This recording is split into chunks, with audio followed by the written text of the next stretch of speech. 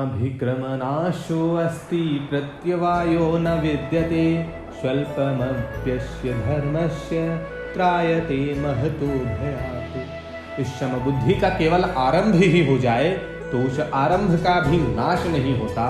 मन में क्षमता प्राप्त करने की जो लालसा उत्कंठा लगी है, यही इस क्षमता का आरंभ होना है। इस आरंभ का कभी अभाव नहीं होता, क्योंकि सत्य वस्तु की लालसा भी सत्य ही होती है। यहाँ यह कहने का तात्पर्य है कि मनुष्य इस लोक में, मनुष्य लोक में, यहाँ मनुष्य ही इस समबुद्धि को प्राप्त करने का अधिकारी है।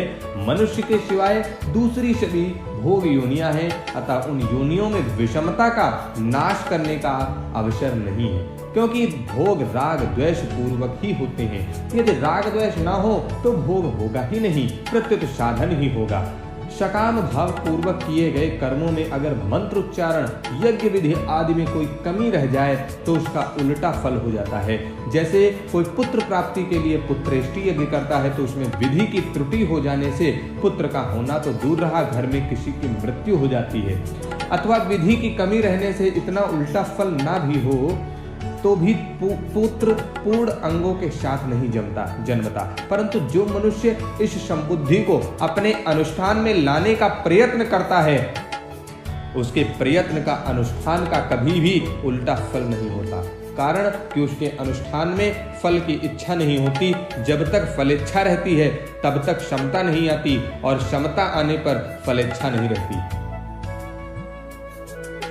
अतः उसके अनुष्ठान का विपरीत फल होता ही नहीं, होना संभव ही नहीं। विपरीत फल क्या है? संसार में विषमता का होना ही विपरीत फल है। सांसारिक किसी कार्य में राग होना और किसी कार्य में द्वेष होना ही विषमता है, और इसी विषमता से जन्म मरण रूप बंधन होता है। परंतु मनुष्य में जब समता आती है तब राग द्वेष नहीं रहते, और राग द्वेष के ना रहने से विषमता नहीं रहती, तो फिर उसका विपरीत फल होने का कोई कारण नहीं।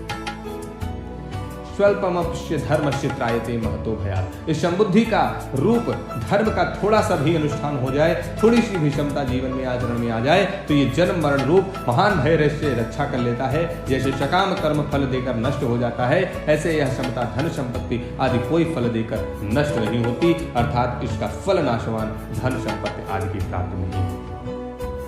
साधक के अंतःकरण में अनुकूल प्रतिकूल वस्तु, व्यक्ति, घटना, परिस्थिति आदि में जितनी क्षमता आ जाती है उतनी क्षमता अटल हो जाती है। क्षमता का किसी भी काल में नाश नहीं हो सकता। जैसे योग भ्रष्ट की साधन अवस्था में जितनी क्षमता आ जाती है, जितनी साधन सामग्री हो जाती है, उसका स्वर्गादि ऊंचे लोकों में बहुत वर्षों तक सुख भोगने पर भी और मृत्यु लोक में श्रीमानों के घर में भोग भोगने पर भी नाश नहीं होता।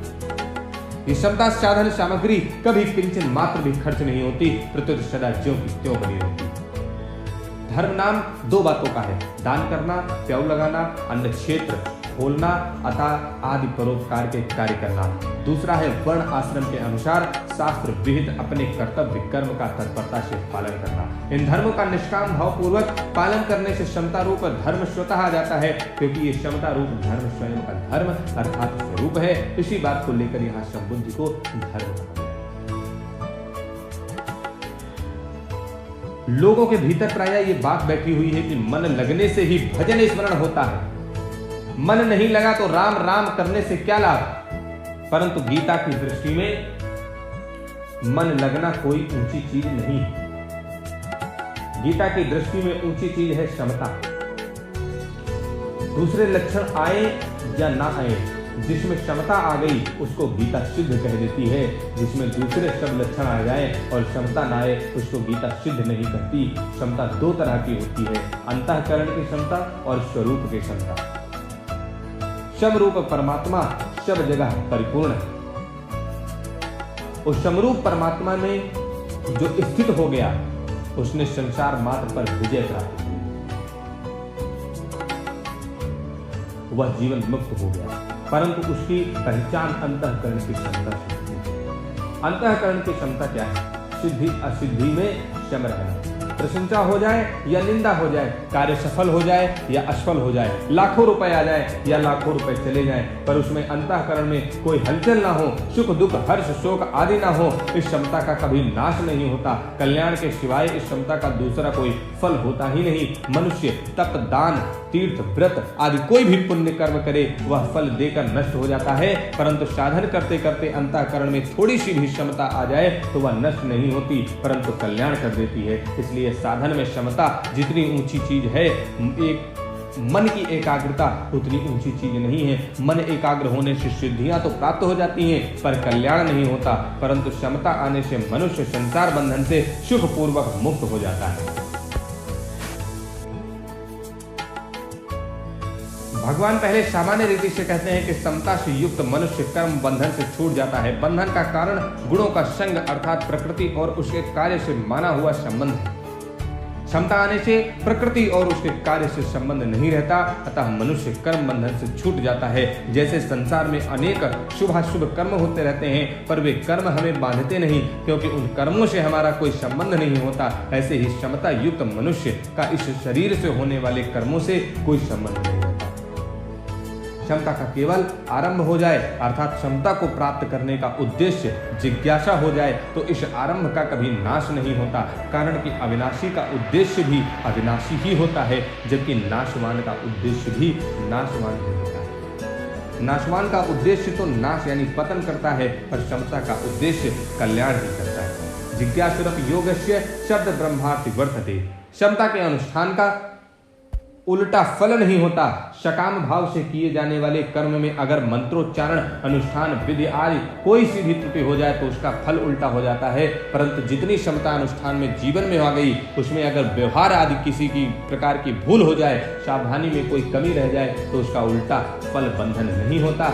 जैसे कोई हमारे यहाँ नौकरी करता है और अंधेरे में लालटेन जलाते समय कभी उसके हाथ से लालटेन गिरकर टूट जाए तो हम उस पर नाराज होते हैं, परंतु उस समय जो हमारा मित्र हो जो हमारे से कभी कुछ नहीं चाहता उसके हाथ से लालटेन गिरकर टूट जाए तो हम उस पर नाराज नहीं होते, प्रत्युत कहते हैं कि हमारे हाथ से भी वस्तु तो टूट जाती है, तुम्हारे हाथ से टूट गई तो क्या हुआ, कोई बात नहीं। अतः जो सकाम भाव से कर्म करता है उसके कर्म का तो उल्टा फल हो सकता है, पर जो किसी प्रकार का फल चाहता ही नहीं उसके अनुष्ठान का उल्टा फल कैसे हो सकता है, अर्थात नहीं हो सकता। क्षमता का थोड़ा सा भी अनुष्ठान हो जाए, थोड़ा सा भी क्षमता का भाव बन जाए तो वह जन्म मरण रूप महान भय से रक्षा कर लेता है अर्थात कल्याण कर देता है।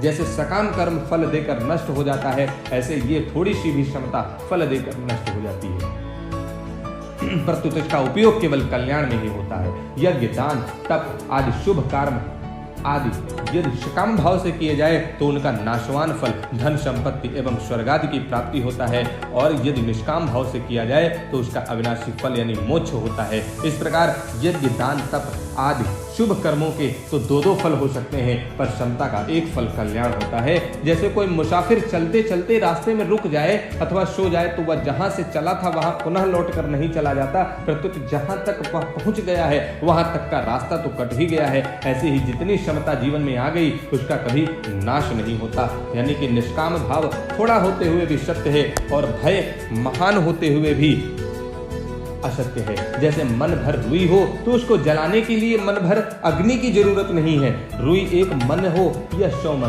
उसको जलाने के लिए एक दिया सलाई पर्याप्त है। एक दिया सलाई लगाते ही वह रुई खुद दिया सलाई अर्थात अग्नि बन जाएगी। थोड़े से थोड़ा त्याग भी सत है, क्योंकि मूल में संसार की सत्ता न होने से किसी का भी संग हुआ ही नहीं। जैसे कितनी ही घास हो क्या अग्नि के सामने टिक सकती है, कितना ही अंधेरा हो क्या प्रकाश के सामने टिक सकता है। अंधेरे और प्रकाश में लड़ाई हो जाए तो क्या अंधेरा जीत जाएगा? ऐसे ही अज्ञान और ज्ञान की लड़ाई हो जाए तो क्या अज्ञान जीत जाएगा?